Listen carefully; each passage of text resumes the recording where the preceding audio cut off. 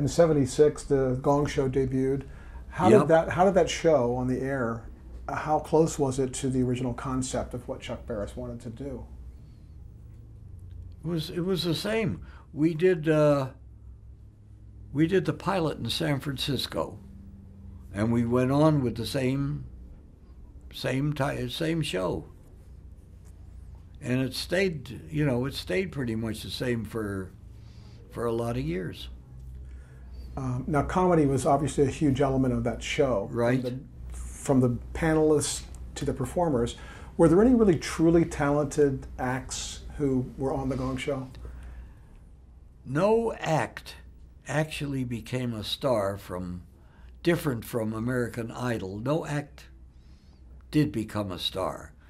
The people who became stars, strangely enough, were stagehands like Gene the Dancing Machine, or the unknown comic who was a writer and figured out an act to do for himself, and of course Chuck, who was a big hit. But nobody really. There was no stardom, no burst. I think like J.P. Morgan got a kind of a boost to her career. Yes. Well, it helped everybody.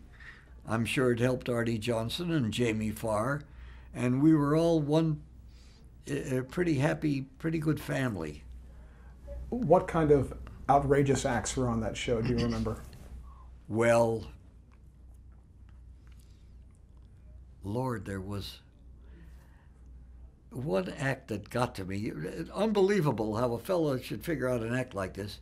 He made faces, and he had photographs of himself, making a face like that. Then he would turn around to the camera. Now, that was his whole act. Could you imagine that being a guy's act? I think he got gonged about the fourth face he made, And afterwards, I remember saying to him, geez, you've got a terrific act, And he said, oh, that's not what I do for a living. I said, no, what do you? He said, I'm an accountant. Now, let me tell you something. I was telling Jennifer, anybody in the world could be on the Gong Show. We had every hooker that was on Hollywood Boulevard come in and play the trumpet, sing a song, do something, because I think that the scale for the show, which was a few $100s, was better than what they could make plying their trade on Vine Street, Now, you appeared on the show, right? Yes. You had some whatever characters Chuck thought of, I was either a Roman statesman or just little bits and pieces. So were you conducting a small combo or a band on the show? I had 4 horns and 4 rhythm. So it was fairly small, and